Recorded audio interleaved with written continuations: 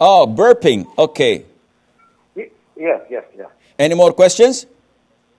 No, thank you, sir. Thank you, Sheikh. Barakallah fiqh, akhi. Okay, brother Mubdir from Iraq is asking about burping. When someone eats too much or drinks too much and then he passes wind from his mouth, from his stomach. So he's burping. Does it affect the wudu? The answer is no. None of the scholars said that it affects your purity.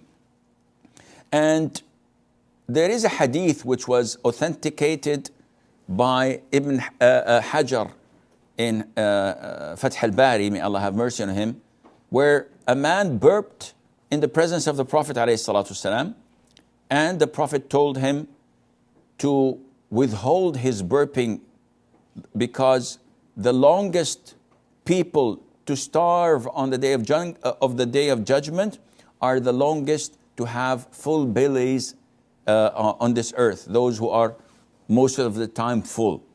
So the act of burping in public is not something appropriate. It is bad manners and etiquette, and one must avoid it. But again, it has no impact on the validity of your wudu, nor even your prayer.